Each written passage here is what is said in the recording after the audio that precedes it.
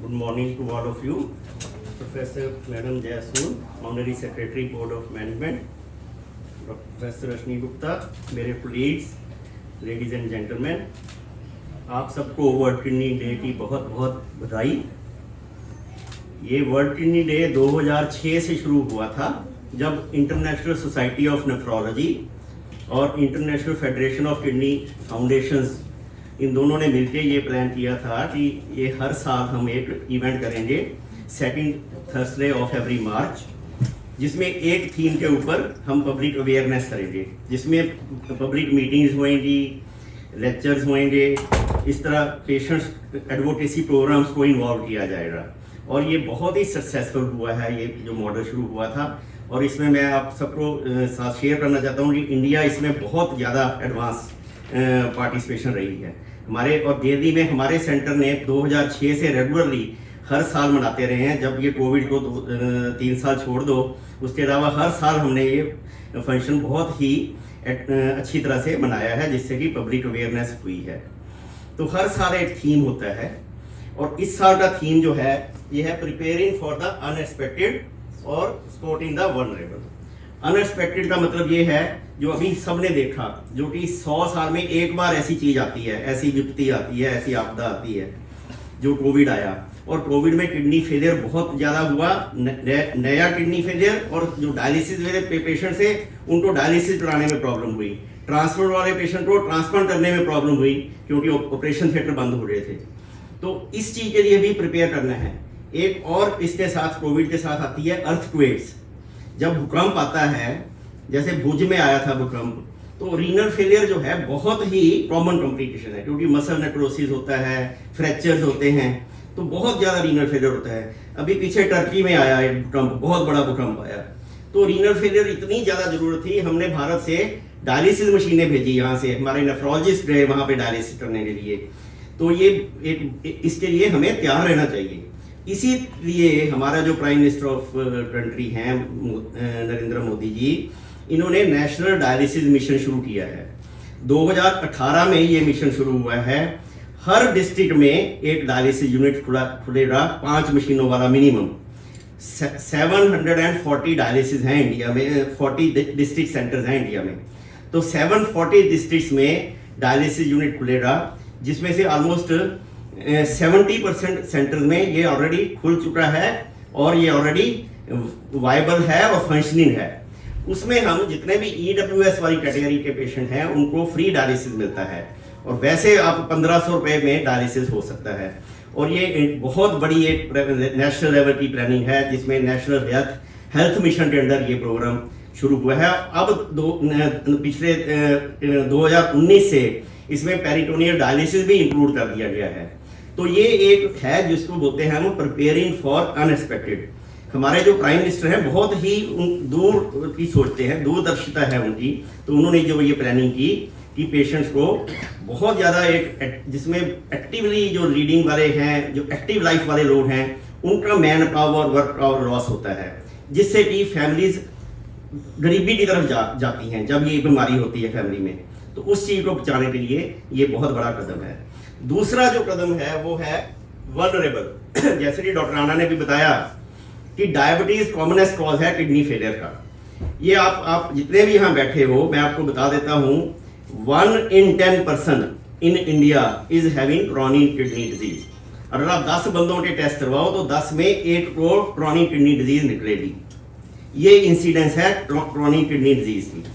और डायबिटीज की इंसिडेंस भी 1 in 10 और 1 in 15 depending on the population, जो rural population versus urban population. तो आप सोचो कि ये इतना बड़ा पैंडेमिक है और एंडेमिक है, तो CKD इटसेल्फ ये एक तरह का पैंडेमिक ही है। तो 1 in 10 याद रखो। तो लाखों लोग, ऑलमोस्ट 2 से 2.5 लाख नए पेशेंट क्रॉनिक किडनी डिजीज के डायलिसिस वाले ऐड होते हैं इंडिया में हर साल। हम इंडिया में, सारे इंडिया में कंट्रीज में सारे सेंटर मिलकर सिर्फ 10,000 ट्रांसप्लांट करते हैं। हम 1 लाख हीमोडायलिसिस करते हैं, और हम सिर्फ 6 या 7,000 पेशेंट हैं जो हमारे पेरिटोनियल डायलिसिस पे हैं। तो आप हिसाब लगा लीजिए कि 2 लाख पेशेंट से भी 2 लाख से भी कम पेशेंट्स को ट्रीटमेंट दे पाते हैं।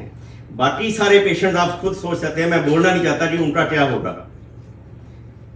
सारे इंडिया में सिर्फ 2500 नेफ्रोलॉजिस्ट हैं, तो 2500 नेफ्रोलॉजिस्ट जो हैं इतनी बड़ी पॉपुलेशन को केटर नहीं कर सकते हैं। इसीलिए हमें हमारा जोर है कि वल्नरेबल को कैसे कंट्रोल करना। हर डायबिटिक पेशेंट में जरूरी है कि उसका urine micro albumin urea test हो, यूरिन प्रोटीन टेस्ट हो, नंबर 1।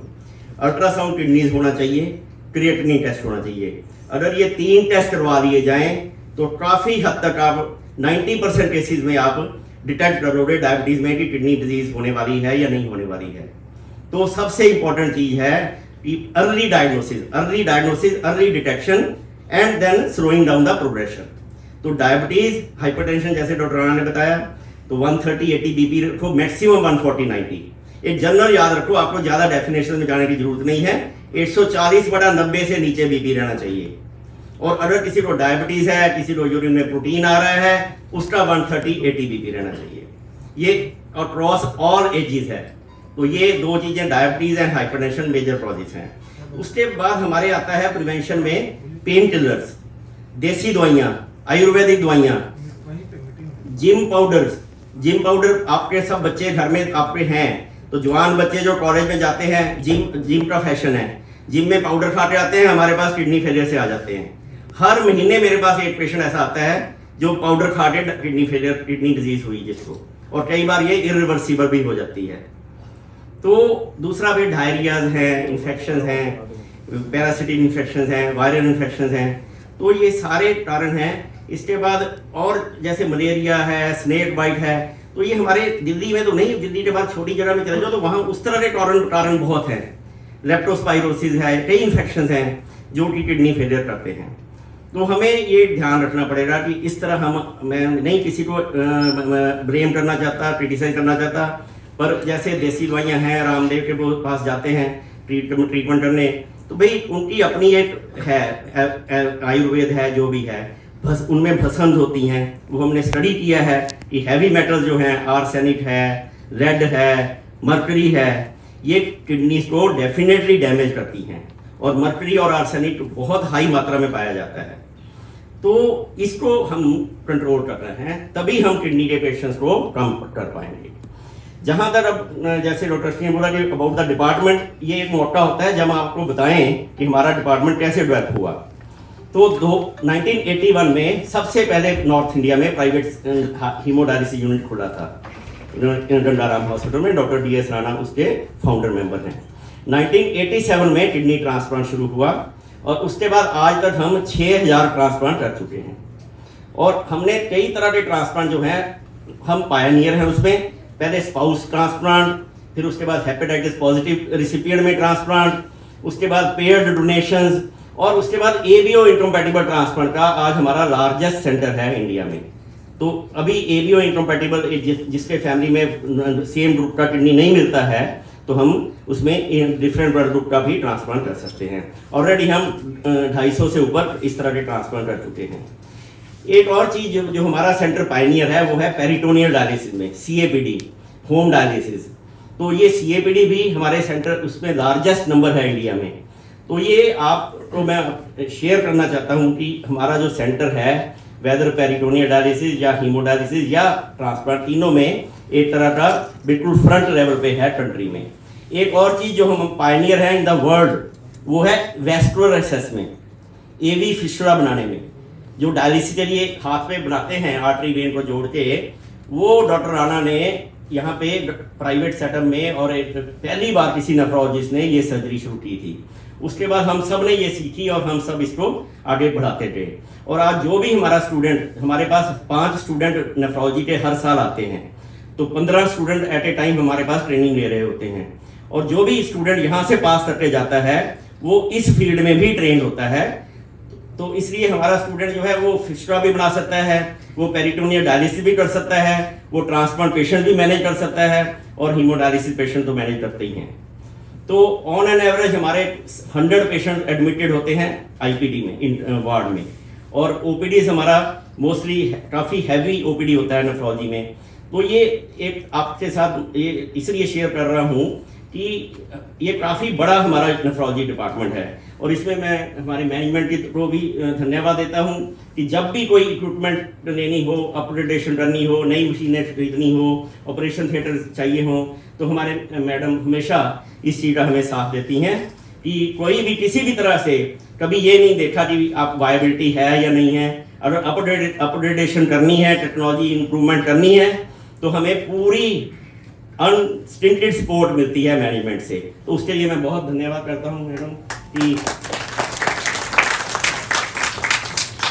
हर तरह से अब इसके लिए हॉस्पिटल और आगे सोच रहा है कि कैसे इलेक्ट्रॉनिक मेडिकल रिकॉर्ड रखे जाएं, कैसे एक स्मार्ट कार्ड बनाया जाए जिसमें आप आएँ, आपका सारा रिकॉर्ड उस कार्ड में हो।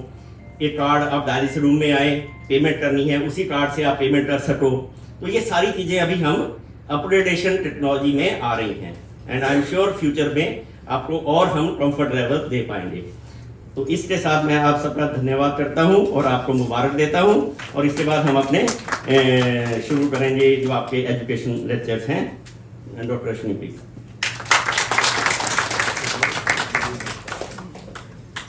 Thank you doctor Birla.